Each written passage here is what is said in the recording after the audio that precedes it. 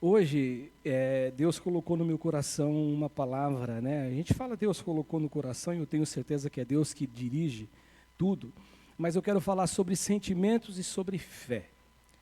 Sentimentos e fé. Parece que a gente, como cristão, a gente aprende desde criança, e eu já ouvi tantas coisas, por exemplo, quantas vezes eu ouvi, logo que eu me converti, o tempo foi passando dentro da igreja, algumas pessoas falarem assim: poxa, hoje o culto não foi bom, hoje eu não senti a presença de Deus. E alguns, na verdade, terceirizam esse sentimento. Alguns dizem assim: não, hoje o pastor não estava muito espiritual, hoje o pastor não estava muito bem, hoje o pastor, com certeza, aconteceu alguma coisa, porque eu não senti Deus através da pregação do pastor, eu não senti Deus através do louvor.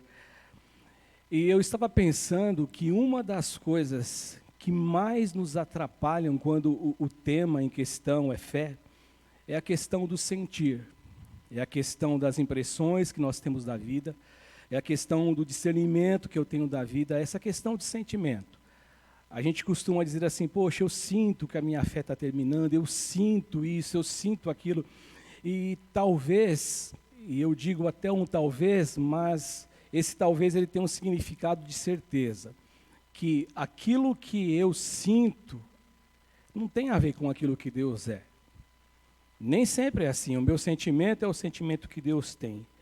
E o sentimento, ou os sentimentos, eles podem nos trair, com certeza, quando o tema em questão é fé. Eu estava lembrando, por exemplo, de um texto bem conhecido do profeta Jeremias, que você conhece bem, lá no capítulo 17, no seu versículo 9, quando Jeremias diz assim que enganoso é o coração mais do que todas as coisas. Enganoso é o coração mais do que todas as coisas. E aí, na tradução, na língua atualizada, fala assim: e perverso, quem o poderá conhecer? E na Nova Versão Internacional, que é essa visão que eu estou usando hoje, ele fala assim: o coração é mais enganoso do que qualquer outra coisa. Olha que o escritor Jeremias está dizendo: o coração, ele é mais enganoso do que qualquer outra coisa. E qualquer outra coisa, o significado é qualquer outra coisa, não existe como você definir de modo diferente. E ele fala assim: e sua doença é incurável. E aí ele termina com uma pergunta, que é uma pergunta que ela é uma questão com resposta. Que ele diz assim: quem é capaz de compreendê-lo? Quem é capaz de compreender o coração? Agora, o que nós temos que pensar aqui de modo lógico, pela nossa razão, é que o profeta ele não está fazendo menção ao órgão, coração, o órgão humano, que é aquilo que bombeia o nosso sangue. Ele não está falando a respeito disso. A Bíblia ela fala muito de coração. Jesus falava de coração, e toda vez que a linguagem bíblica ela fala de coração, a referência não é a coração ao órgão. Ele não está falando do nosso coração que bate, né, bombeia o sangue para todo o corpo, não. O profeta está falando de percepções, o profeta está falando de impressões, o profeta está falando de sentir, o profeta está falando de discernimento, é isso que ele está falando. E pensando nisto, eu fico com certeza indo para a seguinte estrada e situação: sentimentos e fé são duas coisas diferentes. Sentimentos e fé são forças opostas. Sentimentos e fé são antagônicos, são coisas muito diferentes uma da outra. Fé é uma coisa, sentimento é outra. Eu dizia sobre, logo no início dessa história da pandemia, quando a gente acabou fazendo o nosso último culto aqui no dia 15 de março, e voltamos, não nessa semana de 16, voltamos na outra semana, de uma pessoa que me disse assim: pastor, eu sinto que a minha fé está acabando. O problema é esse, é o sentir. O problema é exatamente isso, aquilo que nós sentimos. E quando eu comparo fé com os sentimentos, eu preciso saber o que significam essas duas coisas. Quando eu digo que fé é uma coisa, sentimento é outra, eu preciso saber qual é a diferença. E a Bíblia conceitua a fé. A Bíblia Sagrada, ela traz para nós esse significado de fé.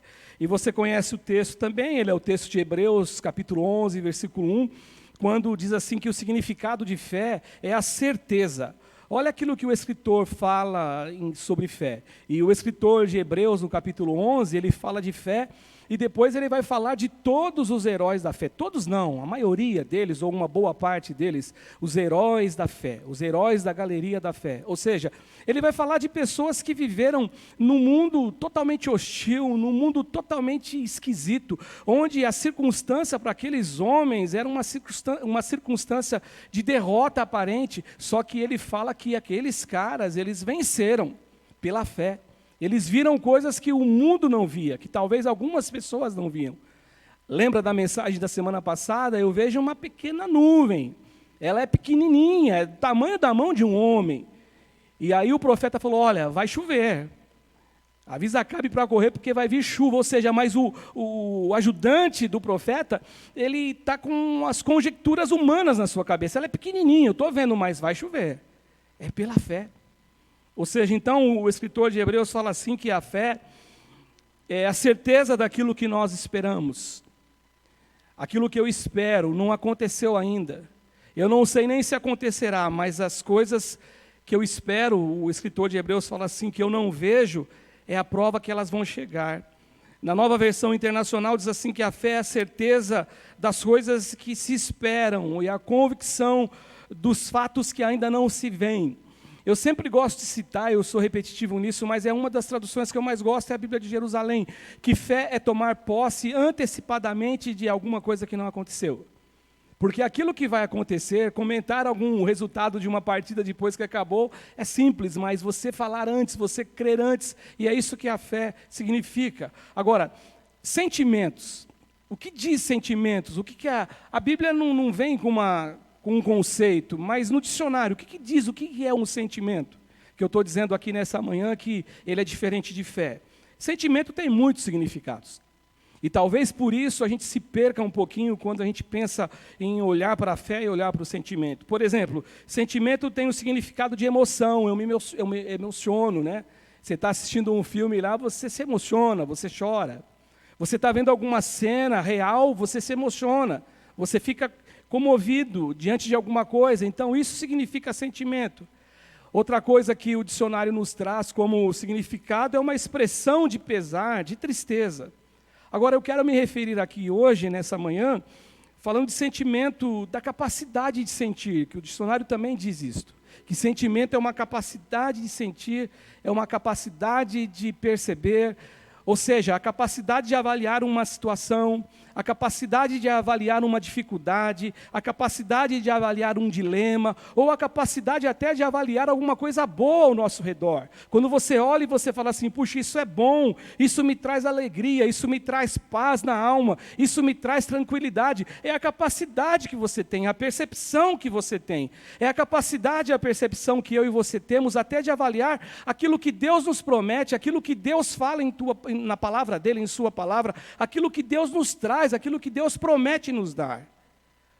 E ainda mais do que isso, eu acredito que sentimento ou sentimentos é aquela capacidade de você perceber a tua vida, perceber aquilo que você é, perceber aquilo que Deus é, perceber a história que nós estamos fazendo parte dela, a nossa história com Deus e a nossa relação com Deus. E é a partir disto que eu acredito que eu e você nós temos que nos posicionar. Fé ou sentimento? Fé ou sentimento? Como que eu me relaciono com Deus? É por meio da fé? É por meio do meu sentir? E tem um texto que o pastor Ivaldo tem usado nas quintas-feiras, eu acredito que essa última quinta-feira não, mas ele falando sobre o seu tema às quintas-feiras, que é o texto de Lamentações de Jeremias. O texto de Lamentações de Jeremias, no capítulo de número 3, do verso 18 até o verso 21, ele diz algumas coisas. Eu me lembro da aflição, eu me lembro do delírio, eu me lembro disso, eu me lembro daquilo outro. E quando ele começa a recordar disso, a alma dele entra numa tristeza grande. A alma dele entra num processo de depressão, a alma dele entra num processo de afastamento de Deus. Esse conjunto, esse amontoado de sentimentos, de lembranças, como consequência daquilo que ele estava vivenciando, porque se você ler o texto de Lamentações de Jeremias, logo de cara, no seu capítulo 1, você vai ler ele dizendo assim, olha, a cidade que era populosa, a cidade que era habitada, a cidade que era alegre, a cidade que era feliz, de repente essa cidade se tornou um caos completo, em função do pecado, e ele, o profeta que veio para trazer uma palavra onde Deus iria executar o juízo, só que ele é um profeta que é um ser humano, e ele sente no coração dele todo esse abatimento. Ele começa então a sentir isso, e esse amontoado de coisas, ele começa a desfalecer dentro dele. O sentimento aqui nesse verso de número 20 é exatamente esse, é o sentimento de desfalecimento. Talvez seja o mesmo sentimento do salmista, no Salmo 42, no versículo 5, isso é uma grande prova de sentimentos, que acaba combatendo aquilo que nós temos que ter em relação a Deus, que é fé. Porque no Salmo 42, eu também já disse isso algumas vezes aqui, que o Salmo 42, o verso 5 do Salmo 42, ele é absolutamente igual ao versículo 11, porque o salmista, no capítulo 42 do Salmo, no verso 5, ele fala assim, por que está abatida a minha alma? Sentimento. Por que te perturbas dentro de mim? Sentimento. Só que aí o que ele diz? Espera em Deus, pois ainda o louvarei pela salvação da sua face. Só que quando ele fala isso, ele deixa brotar dentro dele novamente o sentimento de afastamento de Deus. E aí ele começa no versículo 6, falar um monte de coisa. Um monte de situações, só para que no verso 11 ele termine o Salmo, quando realmente ele descobre que o sentimento não pode ser maior do que a fé que ele tem. E quando eu e você, quando nós permitimos sentimentos desse tipo colarem na gente, fixarem em nossa alma, em nosso ser, a nossa fé ela vai desmoronando. A nossa fé ela vai sendo aniquilada, por incrível que pareça. E aí é onde as pessoas falam assim, eu estou sentindo que eu estou perdendo a minha fé, porque quem está direcionando e guiando a vida, quem está puxando a fila, o vagão número 1, não é a fé, mas é o sentimento. E a fé fica para trás, com certeza. Então a gente passa a olhar para Deus de modo diferente. A gente começa a sentir, olha, parece que Deus não está comigo, eu estou sentindo. Aí por mais que chega alguém espiritual, alguém que já andou mais tempo com Deus do que você, alguém que já tem uma experiência na fé, alguém que já vivenciou tudo isso que você está passando, e por mais que ele diga para você, olha, na verdade não é assim, no fundo, quando você está sozinho nas suas reflexões, você começa a pensar o seguinte, olha, será que Deus se esqueceu de mim? Será que Deus ele se preocupa comigo? E você começa então a limitar a ação de Deus na tua vida. Nós começamos a limitar a Deus em tudo que Ele pode fazer em nosso favor.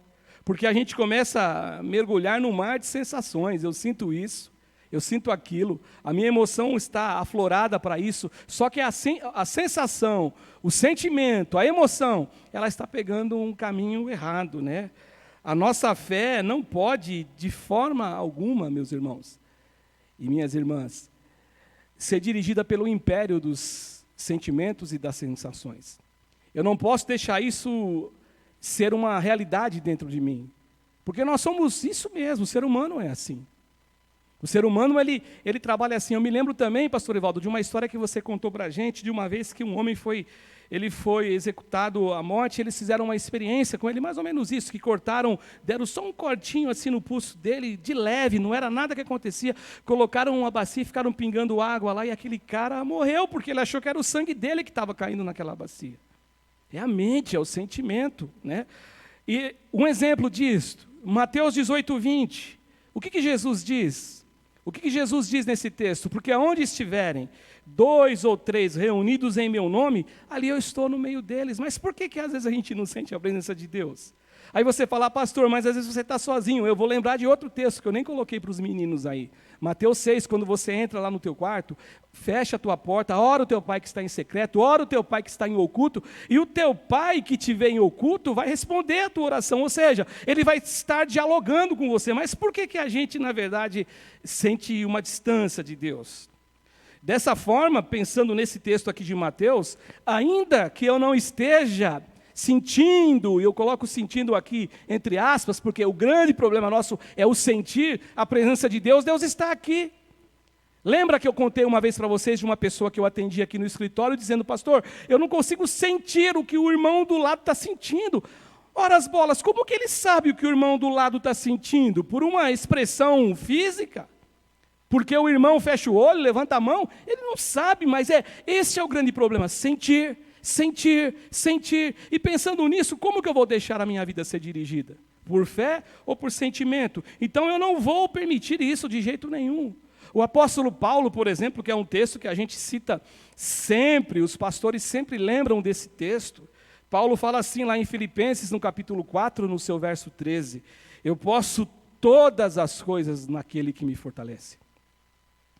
A tradução corrigida fala: eu tudo posso naquele que me fortalece. Agora, olha que interessante, é bom nós lembrarmos que o contexto que Paulo vivia, eu não posso esquecer. É um contexto que Paulo vem falando assim, que ele aprendeu a conviver de toda maneira em qualquer situação. Ele aprendeu a ter recurso, aprendeu a viver sem ele aprendeu a ter em abundância, aprendeu a viver em escassez. E de repente Paulo vem e diz assim: eu posso tudo naquele que me fortalece. E quando se sabe o contexto, a gente percebe que Paulo, ele não ia permitir e jamais permitiu que o sentimento fosse o vagão número 1 que puxasse a sua vida. Pelo contrário, ele estaria vivendo de modo errado. Ele prefere viver pela fé. E como eu disse para vocês, desde o primeiro capítulo aqui de Lamentações, a gente vê o contexto que o profeta ele vive. Qual é o cenário que o profeta vive? É um cenário de caos mesmo, é um cenário complicado mesmo. E aqui no verso 3, aliás, no capítulo 3, ele diz o seguinte: eu sou o homem que viu a aflição trazida pela vara da sua ira. Ele me impeliu e me fez andar na escuridão.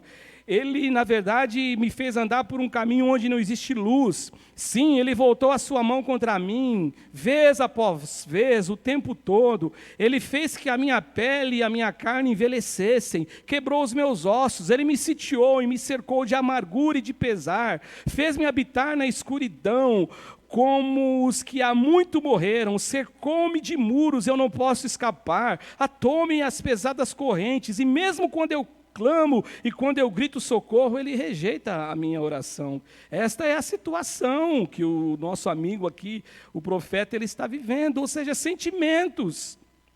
Porque muito embora eu creio assim que Deus deixou o profeta registrar essas palavras para nós, é para nossa edificação hoje, mas era tudo sentir dele, porque o contrário disso era verdadeiro.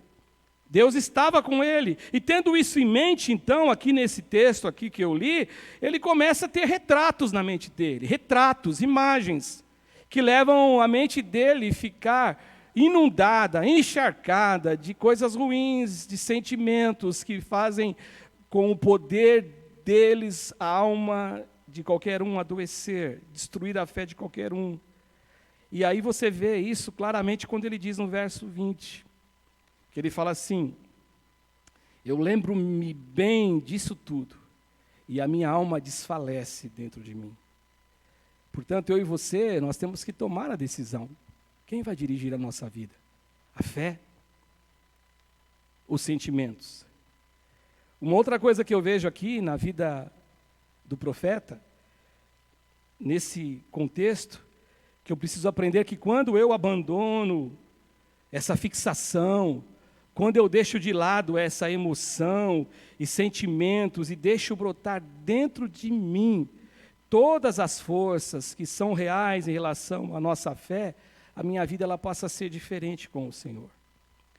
Eu me lembro que uma vez eu li um livro do reverendo Caio, dessa passagem do livro do profeta.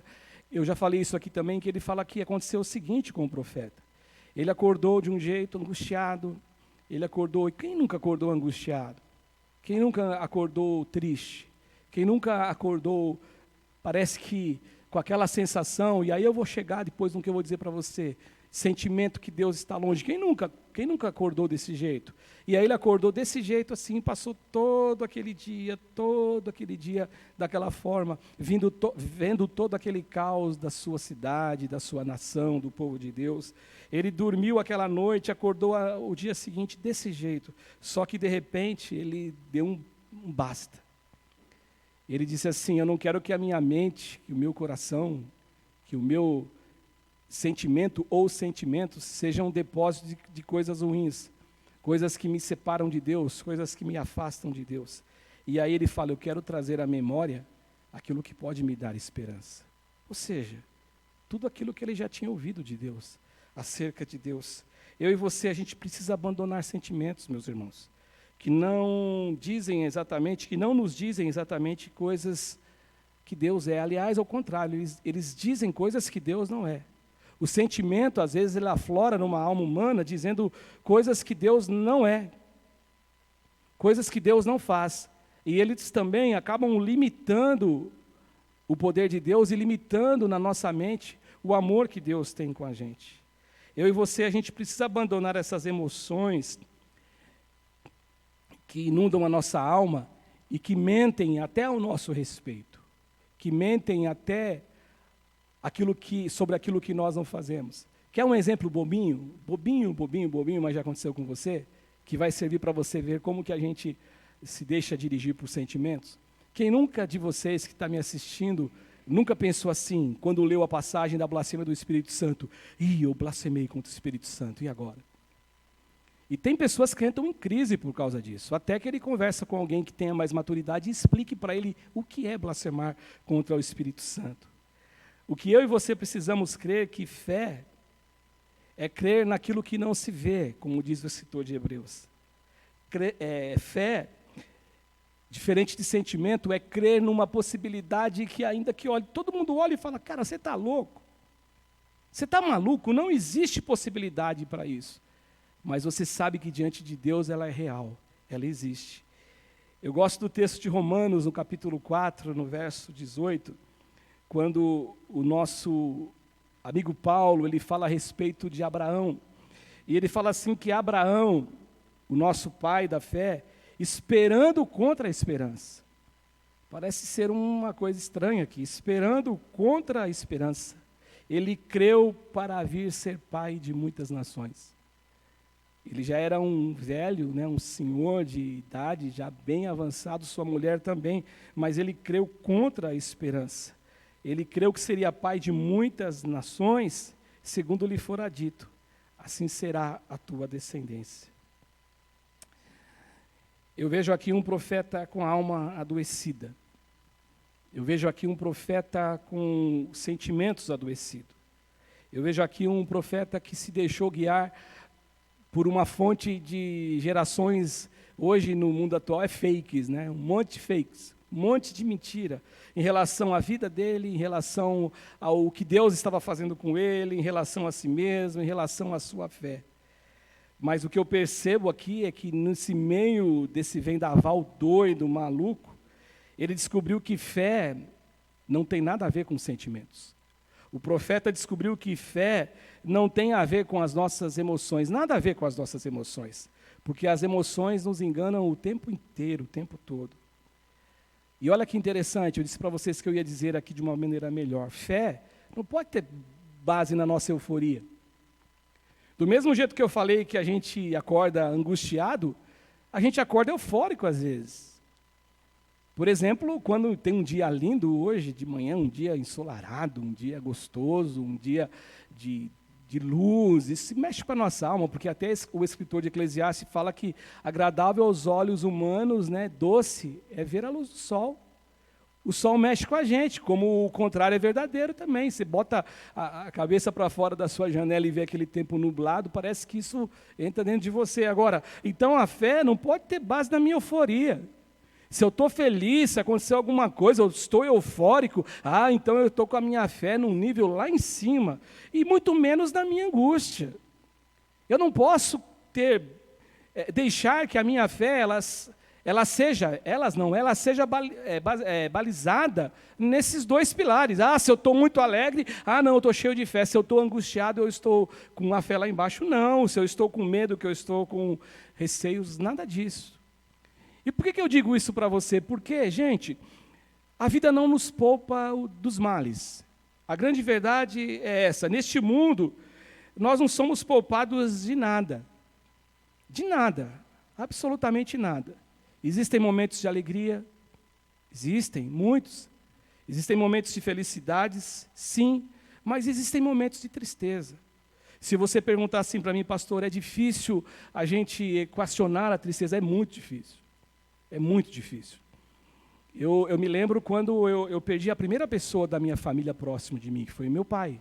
Foi nosso pai, né, filha?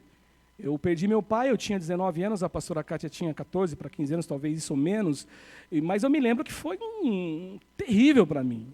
Terrível, terrível, terrível. E eu me lembro como foi bom, por exemplo, receber na nossa casa o pastor Albertini, e como era bom ouvir os irmãos falarem acerca da fé. Eu era menino na idade, menino no conhecimento da palavra, menino na fé no sentido de ser tenro, né? Não aquele menino que o apóstolo Paulo fala que não quer saber de Deus, não, mas é o tempo que eu não tinha. É difícil, lógico que é difícil, mas eu não posso deixar com que isso me mostre, olha, a sua fé está baseada aqui de jeito nenhum. Você conhece aquele texto do profeta não, né, de Neemias, que Neemias fala assim, que a alegria do Senhor é a nossa força. A alegria do Senhor é a vossa força, ou seja, é a nossa força. Só que às vezes essa alegria não é a alegria das gargalhadas. Não é. Não é a alegria daquele sorrir, do sorriso fácil, não é. Mas é a certeza do que a Bíblia me disse. Por isso que eu digo para vocês, o que vai permear a minha vida? O que vai dirigir a minha vida? Fé ou sentimentos? Eu estou aqui destruído. Eu estou aqui detonado. Mas o Neemias está dizendo, a alegria do Senhor é a tua força. Agora, eu posso me alegrar com isso, mas eu não vou estar gargalhando, porque eu estou com o meu coração cortado, eu estou com o meu coração partido. Então, o que eu preciso entender, que ainda que esta alegria do Senhor, sendo nossa força, não seja a alegria do sorriso fácil, ela será a alegria que vai me manter de pé, porque eu tenho fé naquele que disse isso. É o Senhor por meio da sua palavra. O que o profeta descobriu aqui, realmente é que fé não é sentimento, porque no meio desse furacão de emoções e sentimentos, ele deixou algo gritar muito mais alto dentro dele. Ele falou assim no versículo 21, eu quero trazer à memória aquilo que pode me dar esperança. Na minha tradução de hoje ele fala, todavia eu lembro-me, porque ele só veio lembrando, coisa ruim, Deus me cercou num lugar, não posso escapar, olha, lá no versículo 1 do capítulo 1, a cidade era populosa, agora está uma desgraça, está uma tristeza, só coisa ruim, só que ele falou, espera aí, deixa eu lembrar de outra coisa também, eu quero trazer à memória aquilo que pode me produzir esperança. O verso 22 você conhece, eu não li, é que a misericórdia do Senhor é a razão de nós não sermos consumidos. Mas eu quero falar dessa esperança. Quero trazer à memória o que pode me trazer esperança. Isso é permitir ser conduzido pela fé, e não pela emoção. E a minha conclusão, eu concluo dizendo o seguinte para os irmãos.